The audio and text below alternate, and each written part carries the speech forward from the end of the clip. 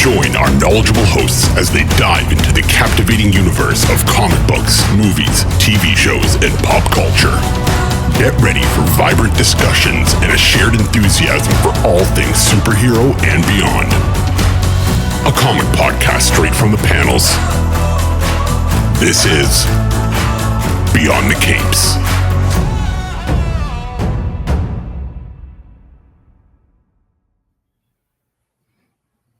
All right, everyone, welcome back to another episode of Beyond the Cape podcast. With us today is Paul Thayer. We are here to discuss his upcoming comic book, Project Naosis. He is also the publisher, creator, and all-around guy at Visual Vibrations. Welcome to the show. Very happy to be on the show. We're ready to roll. Kickstarter day one. We're still under 24 hours, and we're looking really good. So. Awesome. And we're glad to have you on the show. You got our card at C2E2, which for Chicago, that's our kind of our mecca of Comic Cons. Was that your first C2E2, or you always been you've been there quite a few times? So that was my first C2E2. It was my first New York Comic Con right before it. And then the team in New York Comic Con messaged me if I wanted to do Chicago. And then I got my small press table. Awesome. So how long have you been in this industry, kind of going at it? Like a solid 4 years. I started making up the book in like 2019, and then my first Comic-Con was Terrificon. I'm pretty sure that was 2020. So whenever we opened back up, that was I'll say. All right, so you've been around. You luckily made it through the worst of times during the COVID time where nothing was happening. Which is fun because I think a lot of people got writing done. I don't know if you felt that maybe kind of helped your guys. So that was my first ever project I ever made. I was making during then, and then I was about to finish, and then everything shut down, and I was like, okay, so I guess I'm waiting. So I'm not gonna do it like digital or anything. And I was just waiting for the right time. So I was sitting on it for a couple months, and then I just printed it once everything was like ready to roll. Awesome. So with Project Naosis, obviously we're coming up to, I think, number 4 for your Kickstarter in terms of the sequence. So we have 0, 1, 2, and 3. So we have 4 issues there. This would be the 5th one. Everything that I'm doing right now in Visual Vibration is all in Project Naosis. So we also did a Crimson Pain one-shot, which is our main supervillain. That was our last Kickstarter campaign. And then we also did 2 Omega 2090s, which is our prequel to our series. So everything interlocks. We're about 8 now. Awesome. Yeah, that's a lot of work to put in. I think for a lot of the creators we know that we've had on the show, just putting together one issue is always, that first issue is always the challenge. And then it comes easier as you put them more out. Now, have you done both digital and physical kind of prints for these, or?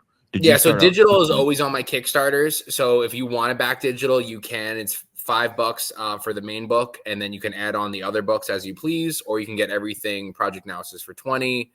So it's a super easy way in, especially if you're overseas or if you want to see how everything goes with that digital PDF. Because I've had people get the digital PDFs, and then they either get on my website later on, or maybe the next Kickstarter they buy, which has already been happening, which is cool.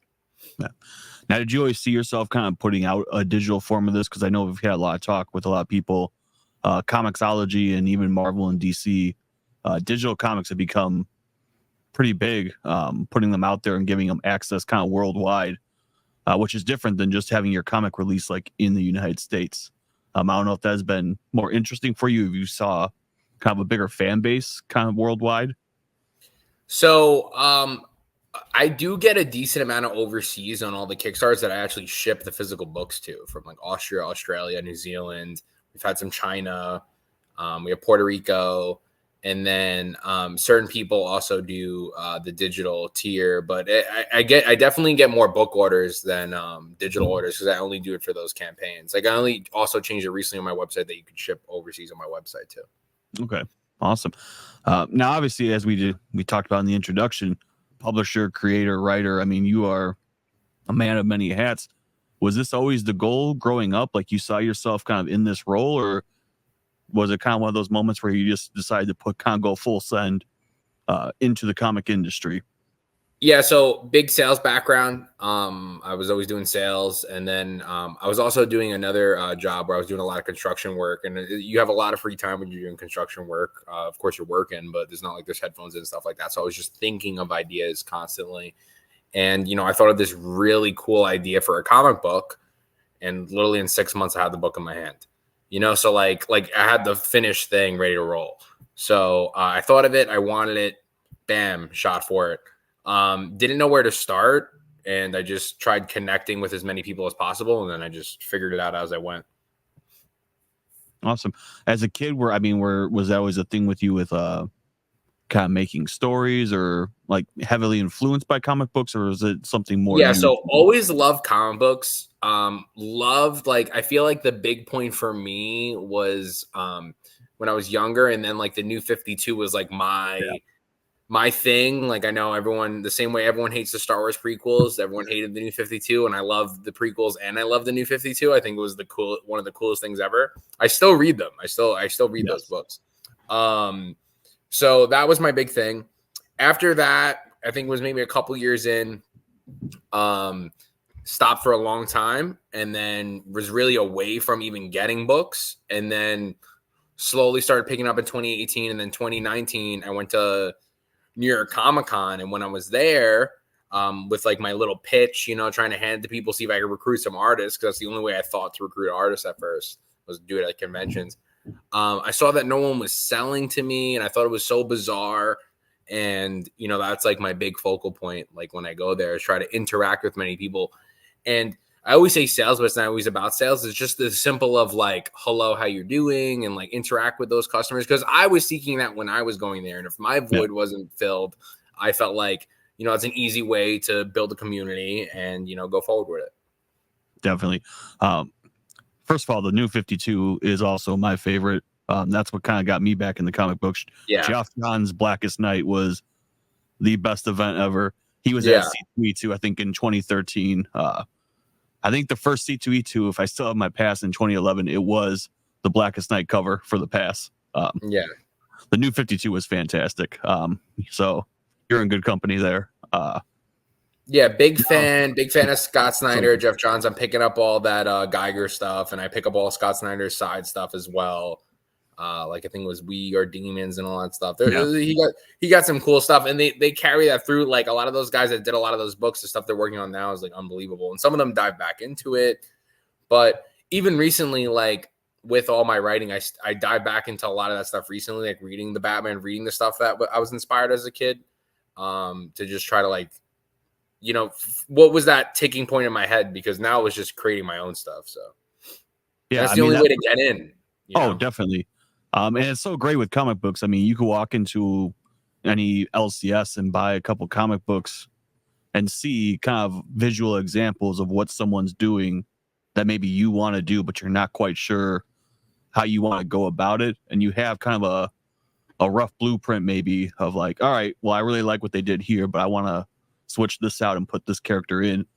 I don't know if maybe that's helped you kind of going back and rereading those. So my main thing is like, with comic books, like I feel like it's a lot of cliffhangers in the sense of like you maybe get one pow, one kick, one big thing happening. I try to put as much into the comic book as possible, because like one, you only get people's attention for so long, and you want to keep that. Like, why would they come back if it's like the only thing that happened was Blade showed his face at the end or something? Like it was like I need those high stakes. And the big thing that I was so tired of was just like constant multiverse. Like every 5 years or every year or every book is like there's 7 Spider-Man or there's 7 Ghost Riders. And that's cool. You could do definitely a cool story with that. I love a lot of the multiverse stuff. But for me, as a consumer, I was sick of it. And I wanted to make something where there's no multiverse, no do-overs. I wanted high stakes like Mortal Kombat. And I wanted it the same way everyone watches Game of Thrones or like the new show Fallout. They're not restarting it at season 2 saying, no, that didn't happen. It's going to just keep going. And then when it ends, it ends. Definitely. So. Now, was there a single point in this kind of timeline when you were creating that kind of led you to be like, you know what, I think it's time. Like I finally like put this to paper and get this printed. Because obviously it sounds like you've had this story kind of in the back of your mind, kind of stewing for a while? Like, yes and no. Like, I originally thought of just like, it was just like I was digging my holes and doing construction, and I just thought like this cool idea, and basically that idea is the turning point, or quote unquote the ending of Project Naosis. So like I worked backwards. I thought of a cool idea, but the same way, if you pick up a comic book, I always think of like the consumer aspect. It was like, I also hate picking up a 4th or 5th or 6th or 10th issue, and you're just like, what is going on? Like, what is going on? And you're not really getting anywhere, and then it just doesn't let you pick it up, you know? So I want to make sure every book has like things that go forward, and you actually like get a decent amount of content in it. Definitely. Now, did it help starting from the end? Because I know quite a few creators actually that have done it the same way. And they definitely would agree that it felt easier knowing how it was going to end. It gave them more freedom to choose how it was going to begin. So like that could have been the beginning, but I thought it was going to be way too confusing. And especially for my first book, I didn't want it confusing.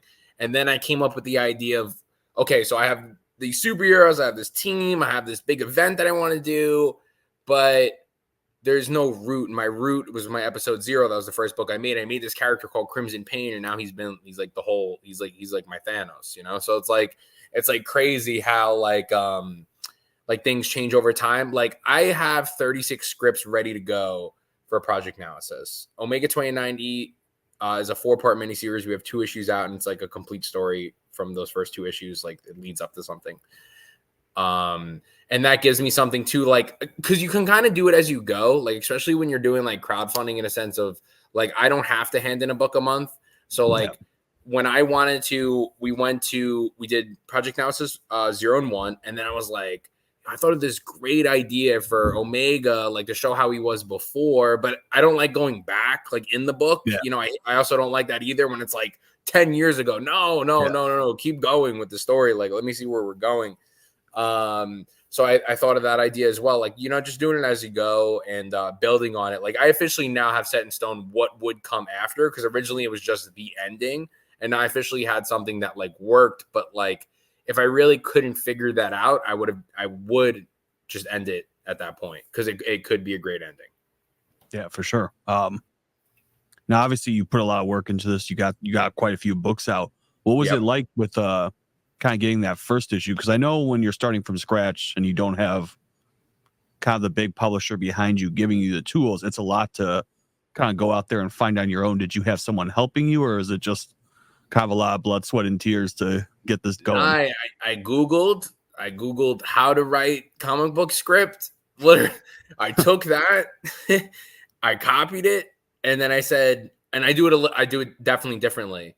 I definitely write out what each panel is, but each artist I work with different. Like some stuff I write very little, some stuff I write a lot more.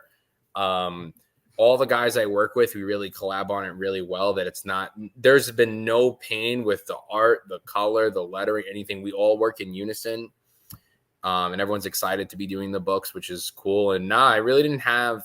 It's like the best experience to get like one of these books in your hand. You know, like they're super glossy, they look super cool. Yeah.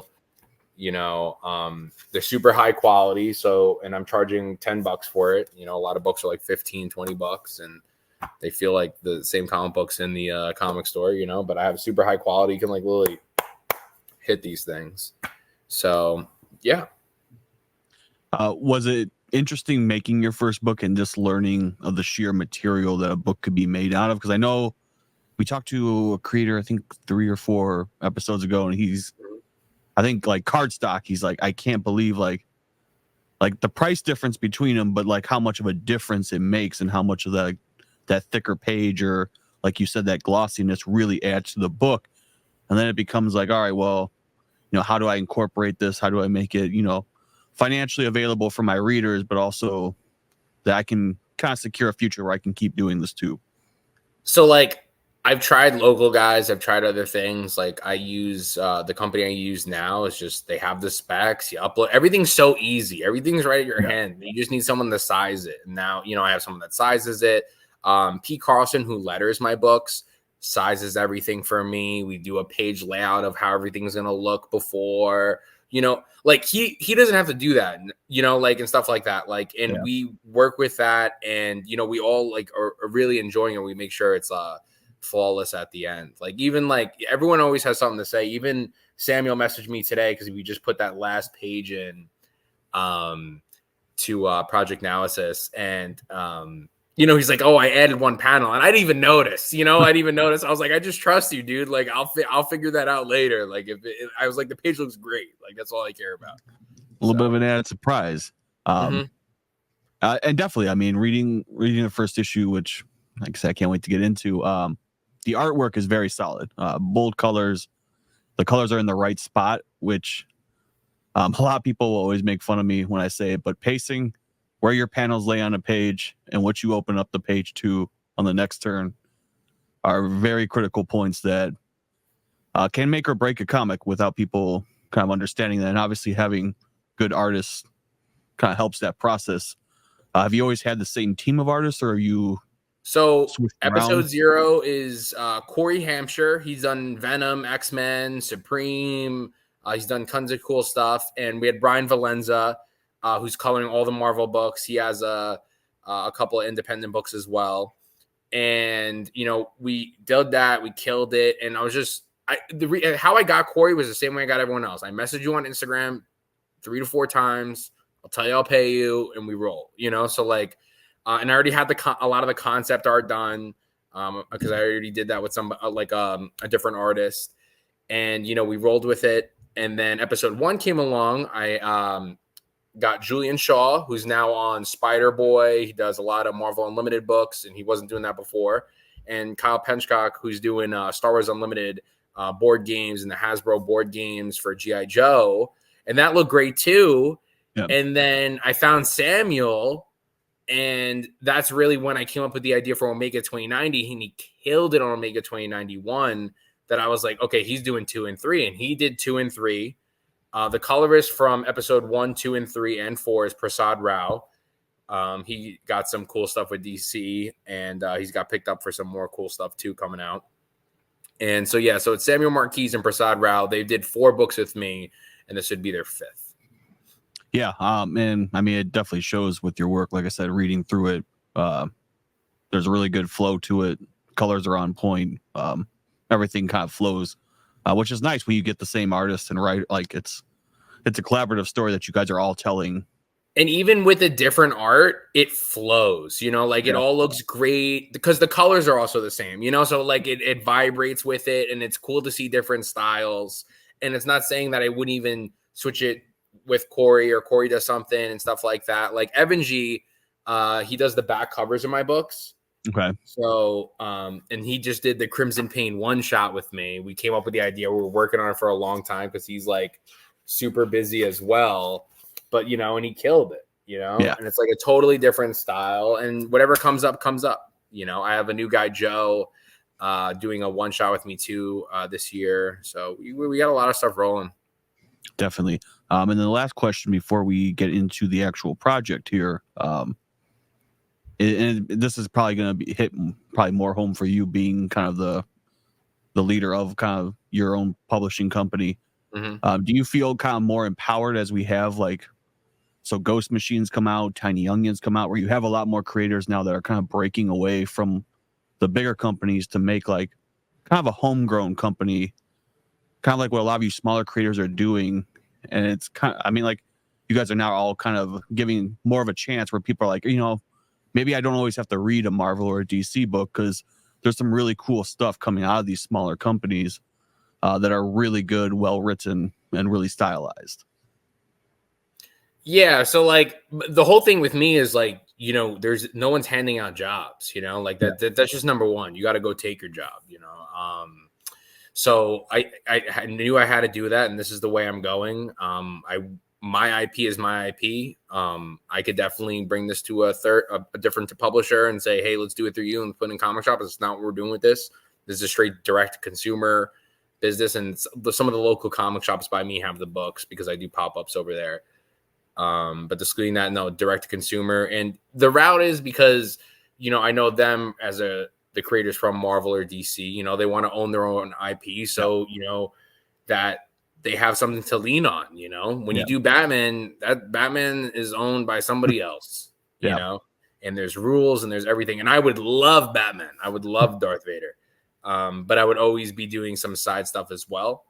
Like I have a book that I got picked up through a movie company that we're doing a 3-issue series that I got that, you know, because of this, you know, so like it's the only reason why I got it. They would have not, you know, they could have went to an Image or Boom and said, give me your guys for this. And they went with me because they saw my product. And, you know, it's just about branching out and just seeing as much people as possible. And it does like, and especially with an independent project, you see like, especially now with me, like the community that we're building, like everyone's involved, like people are like really posting about it and like really enthusiastic towards it, which is like, it's such a different feeling, you know, unlike any other. So I definitely see why everyone would be doing that, you know, especially with all the great ideas they're already giving away to everybody else. You know, you got to keep them for yourself. Exactly. Which brings us to the whole point why we're here. Obviously, your Kickstarter goes live tonight. So Project Naosis. No, went live. Oh, oh, even better. All right. Well, everyone listening, we're gonna have that link up for you by the end of this. So obviously, for everyone listening, to give a little bit of backstory before we get into kind of where we're going with the story now. How does this all start? Because I have to say, that was a beginning of a comic book I was not expecting to read when I took a look at issue 0. That was very surprising, but I did enjoy it because I've never seen kind of an intro like that. Yeah, so high stakes. So in the year 2090, a speedster named Crimson Pain, this super badass right here, rises up and kills off all the old superheroes in existence. So the government is forced to make a super enhanced team called Project Naosis to fight off the rebellion. It's super action-packed. There's no multiverse, no do-overs, no extra lives. This is a covert operated team, the highest authority possible. And, you know, they're sent out to kill these supervillains in this rising rebellion. And in volume 1, a little thing that happens is they have a big battle in the middle of the city and people now know they exist. So episode 4 is a great hopping on point. If you want to just start with episode 4, you can. You're going to get the news articles right in the beginning of what's going on, and we're going to jump into a new battle and something brand new. That's, of course, building on. And if you do want to catch up, we have catch-up tiers where you can get the single issues. We have a catch-up where you can get every issue. We have a catch-up where you can get the trade. So if you want to read everything before, you can. But if you don't want to, you don't have to. I make sure it has a beginning, middle, and a closeout with something cool coming. Awesome.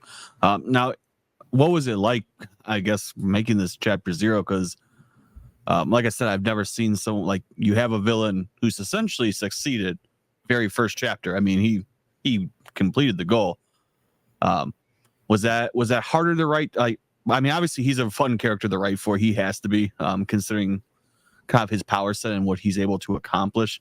Yeah. But it was weird too reading it because I was like, man, I really wish I knew what Odysseus and Axiom were all about because they got very little time. But I was very interested, kind of in like their power set.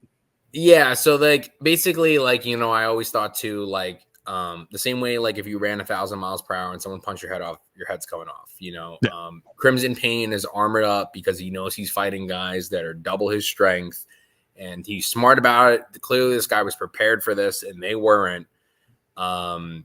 And we will find out more eventually on why that happened. But you know, we had to show who the villain was, and another big part too was like, you know, the original idea was just the hero team, like hero team, you know, and I was like, and then the first episode 1 is 40 pages. So, and it's a lot, you know, especially for your first book. So, you know, and then episode 0 being 20. And I was like, you know, we kept adding pages little by little, you know, just to make sure that was like my test out the waters. And, you know, people love Crimson Pain. We made a one-shot with him. He's in Omega 2090 in 2 issues.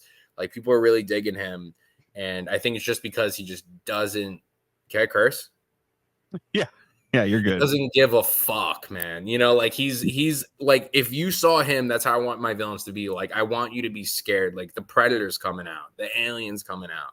But no, but these guys are talking and they're still doing the merciless things an animal would do.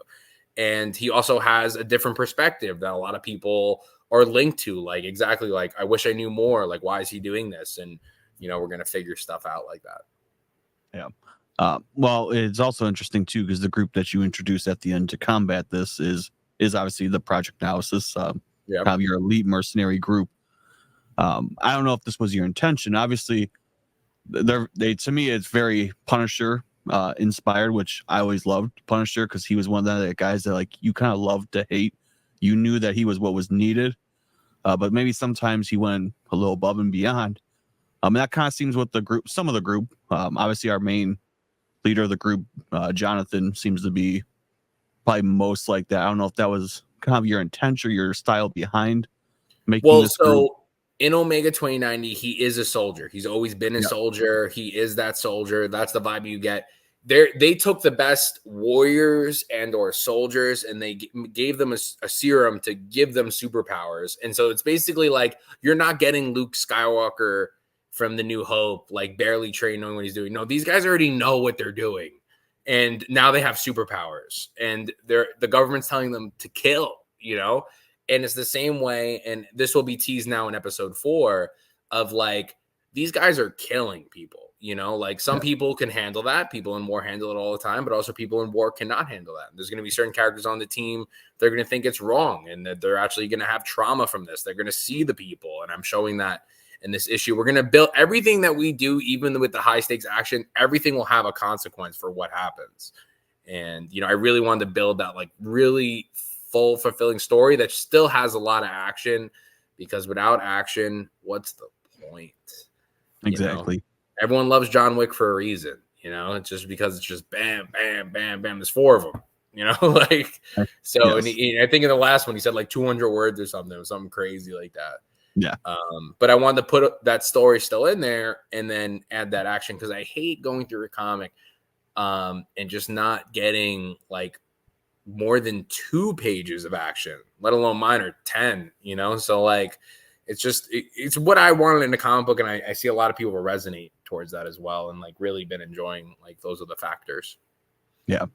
Because I would say my favorite characters is the Evans brothers, because there is a duality between them where they are both the same, but if you watch the story, they're definitely 2 very different soldiers. Yep.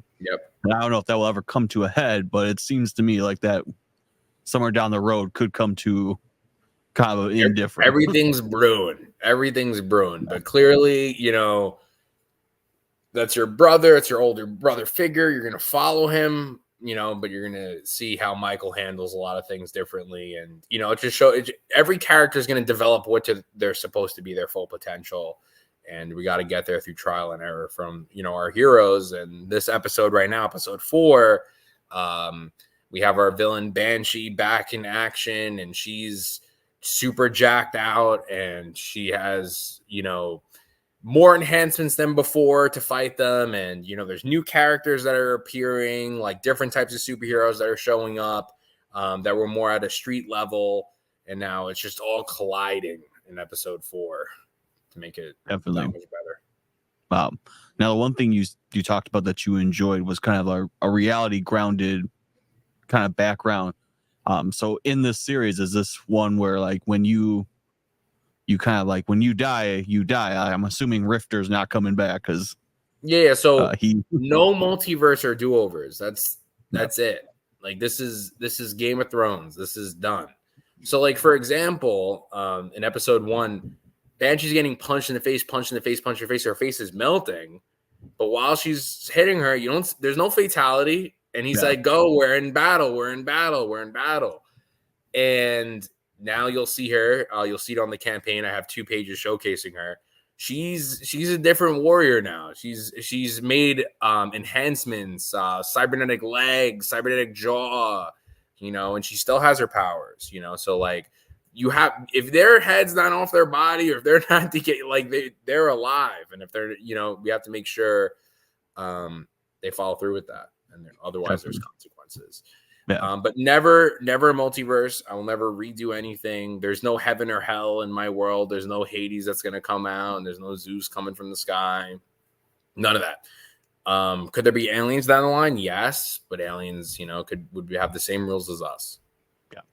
Awesome. I mean, I think that's always great to have a series with consequences. I mean, you play a game. I know Baldur's Gate 3 was big for everyone because when you kill someone, I mean, like that's kind of it. Like you can't just go back in the story and be like, oh, all right, well they'll come back. I made a mistake. Yeah. Like that's it. The game set is going to keep moving forward. And I think a lot more people want that because it gets tiring to like, oh, I really love this character. They got shot. All right, well I'm through with them. But wait a minute, it's end of season 1. They're back. How did this happen? Arrow was a show that I still love, but I hated how many times so many characters came back. Yeah, no, it's like enough is enough at that point, and otherwise the kills don't mean anything. And I really want them to mean something, and they're really going to warp the character. And if they do come out living, there's going to be things that change from them, the same as we would change from a car accident or for breaking your leg. It's the same thing as everyone else. The same rules should apply to them, and as it is super unrealistic, it is very realistic in a grounded term sense of, everyone has their motives and, everything's as it stands. Definitely. So for everyone still listening that is interested, what is going to be episode 4? Where, from what we ended kind of in episode 3, where are we going then with the story? What's kind of the next? So the main thing is like I said, they're a classified unit. Right, they're killers. A lot of these people actually were reported dead to civilization. Yeah, and at the end of that book, they were fighting on the main street against this supervillain, and this supervillain is killing people. So the world knows they exist. The news knows about them. That's why other superheroes are going to come out of the shadows that maybe were afraid of a Crimson Pain coming to kill them for being superheroes. That they're now coming out, or a new person coming out, and they the supervillain, they get some key information from that leads them to where Banshee and this thing that we have to achieve is. And so we get our superhero team, and we get them on a new mission, but now the world knows they exist. So how would that react if they need to kill people and stuff like that? It's all going to change a lot of ways things play out. Now, the one thing I've always been curious is, as kind of the tone shifts throughout a comic book, have you ever thought about kind of ways like Sin City or some other comics would do like different colors for different things? Have you ever thought about using like lighter color when like the situation is less kind of tense or at a peace, and then going back to like the harder colors to indicate action? Or do you just kind of prefer like a bold color through and through? Yeah, I barely give Prasad any notes, if none, honestly. And he just colors the shit out of it. I hired him because I love his colors, and he does the colors. Like, and I just think it looks great. Like, I want to consume it the same way. Like, I want to read it and go, wow, this is great. Like, I enjoy this. It looks great. It's aesthetic. And it's the same way. Like, I do a lot of selling at these conventions. For me, grabbing these people in, saying, hey, come check out my book and stuff like that. And the big thing a lot of people will say all day is, wow, the colors, wow, the colors, wow, the colors, and the artwork and the colors are on top of that. The last thing people care about, and this is the truth, is what the writing is. It's the colors. I mean, it's the art, it's the colors. Like, does it look good? And then if the story's great, it's just like everything for them. That's how someone picks up more than one issue. And, we're going a couple issues strong right now. So I think we're doing the right way.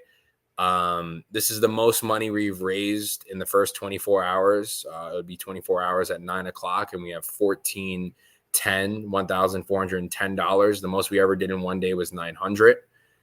We have 49 backers. That's also the most we've ever had in one day so far. So it's looking good. It's looking great, and I'm super excited. Like, it's crazy how great it's going. And, doing shows like this is going to let more people see it. Because I definitely think people are looking for something like this, especially for people that love Avengers, that love Batman, love everything. Because I consume it all. But like, this is something that could be picked up out of that void that you might be missing in other things. And, you're with me on the ride. Like, when we're doing these Kickstarters, just so we hit right to print. Like, the thing with me and my campaigns is they will ship a month to 2 months max. I put 2 months on this one. I usually get them once I get the money, I hit print. The book's already done. Like I said, we just handle the lines and inks. We have like 10 pages colored, and then I just have to letter it. So it's done, so as soon as we're ready, we can print and, we go from there. Yeah. It's funny you talked about people being attracted to like the colors and kind of the lettering and like all that. Because someone described it to me as a car in the comic industry. Everyone loves to look at the flashy car. They like to see like the sleek design. And that will get them into the car. And then it's the features of everything that will make them buy the car. Yep. And that's definitely with comic books. I mean, you have something that's like, whoa, what is this? It's a weird cover. Let me just go look at it. I don't even know what it's about. And then they start reading that first page. You're like, all right, well, this is interesting. Let me keep reading. And that's definitely kind of the comic sales.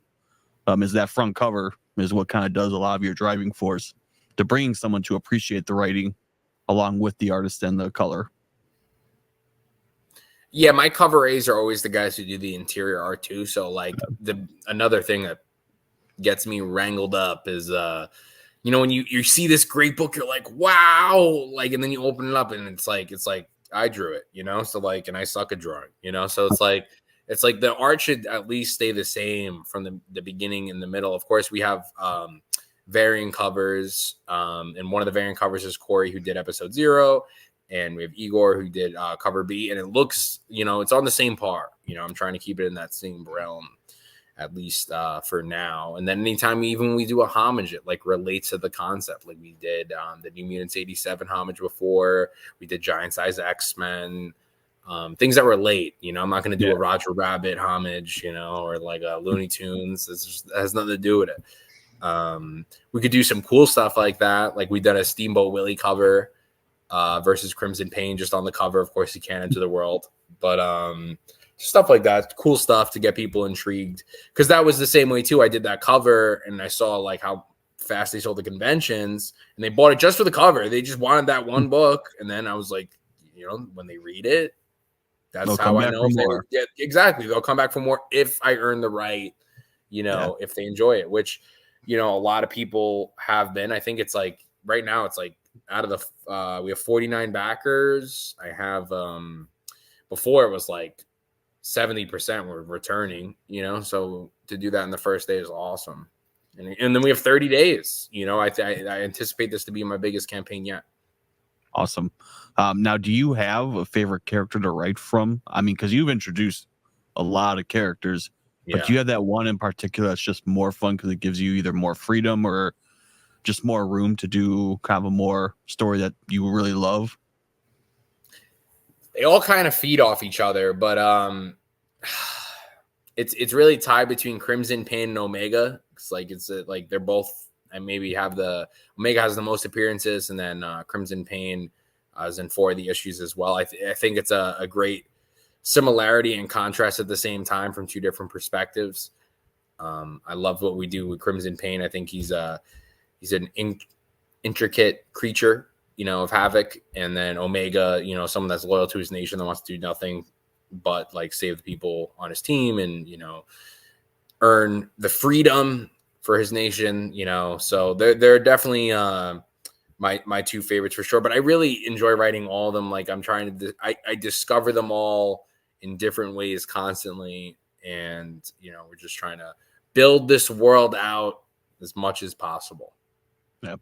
Now you're saying before too, like you have an ending in mind for this. Mm-hmm. It was the ending until like a week ago. You had to go like back, meaning like I got past it. Like I honestly didn't. Okay. Like I wrote 4 issues that come after that, and then I read. Like I just been working on it. Like it's just not clicking because I don't want to do something ever. That like another thing too is like a fill-in like why is it like not the same consistency? Like give me the same consistency. I'm starting from episode 0 with spine rips, and has to keep going.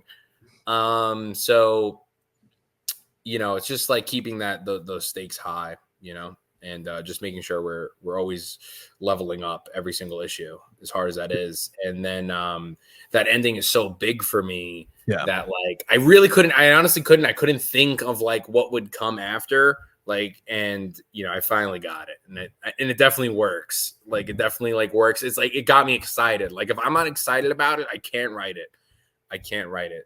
I really have to like be thrilled to write it, and then it comes naturally. And I usually fight through it too, in a sense of like I'll like exactly I just said. I just wrote 4 books. They're either getting chopped up and put in different places, or they're just getting moved to the side. Definitely. You just gotta write, and then eventually it'll get better if you write, edit, reread, write, edit, reread. That's what's great about being my own editor.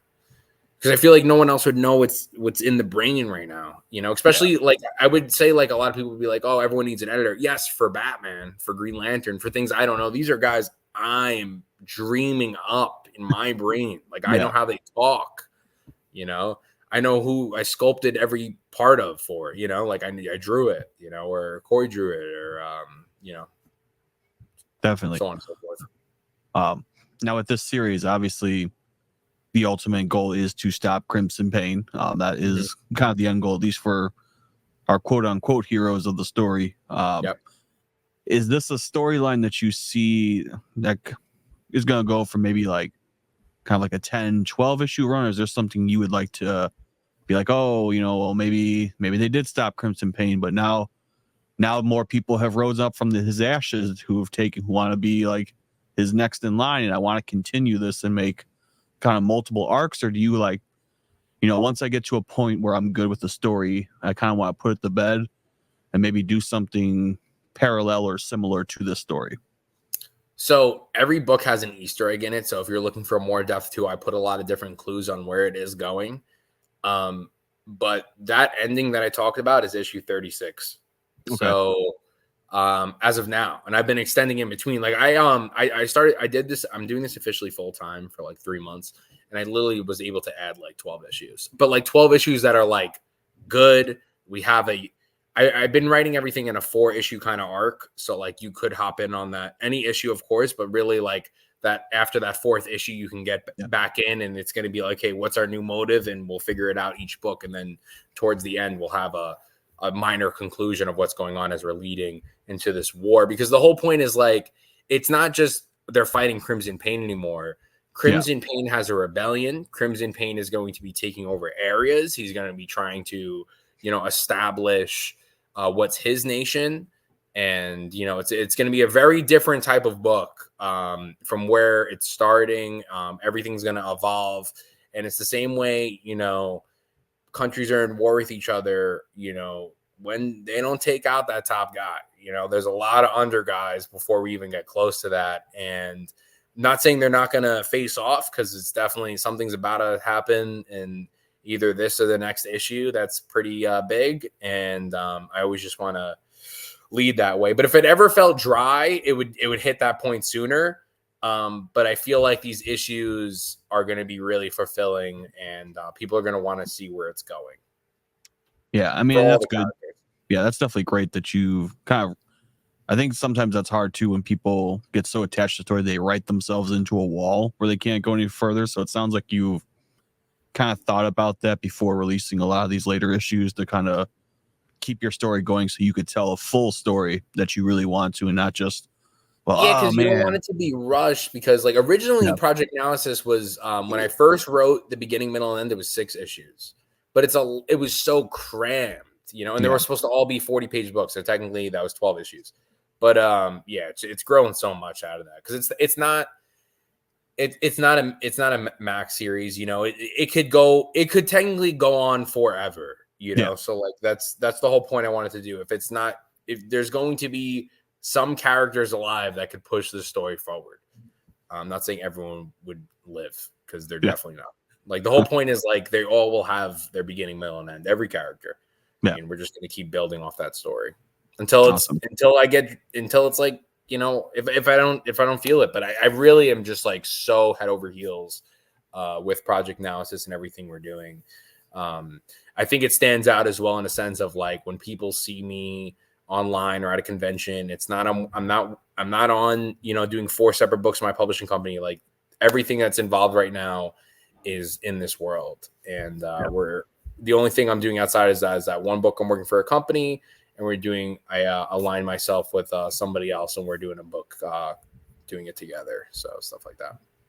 Awesome. Then one final question before we get ready to tell everyone where to go find this project to back it. You've had, like I said, you've had a great run. You got a great story, great colors, great artists with you. Where do you see this kind of going in the next few years for you? I just want to build a great fan base that wants a great comic book. I'm not interested in doing anything more than making the best comic book right now, and that's really all I want. So if I can have 1,000 warriors of people that are ready for every issue, and we build something that we can like claim as ours, no multiverse, independent, that's really what I want, and that's what we're aiming for. Awesome. Well, this has been a great interview. Like I said, fantastic start to the story. Can't wait to see what happens with the rest of the project. For everyone listening, where is the best place to find you and get a hold of this Kickstarter? So Project Naosis, Naosis, projectnaosis.com. We ship everything right to you. On Kickstarter, just type in Project Naosis. You're going to see all 8 of our campaigns that we've had. The newest one is Project Naosis 0 to 4, and the beginning of volume 2. And check it out. It's super cool. Single issues are only $10. Catch up tiers are anywhere from $40 to $50. And we have customized character slots where if you ever want to be in a comic book, we'll design a character together, and he'll be featured on, or she will be featured on, a double page splash against Crimson Pain and his goons. So we've done that with all the Project Naosis issues, and they come out really cool. And, you can probably see a cameo of yourself later on. And so find us on Project Naosis, Instagram, Twitter, TikTok, YouTube. Type it there, you'll find us. Awesome. Perfect. Well, thanks for coming on. Everyone that's interested, we will have this link too in the comments on Instagram and our YouTube page. Like I said, can't wait to see where this story is going. It's fantastic, action-packed, great story. Thanks for joining us, and hopefully we'll have you back on soon, maybe discuss the future of the storyline. Yeah, I'd appreciate that for sure. No problem. All right, everyone listening, you can find this wherever you get your podcast: Spotify, Apple, iHeartRadio, Amazon. You could also watch this live on our YouTube page. Everyone, thanks for tuning in. Have a good night.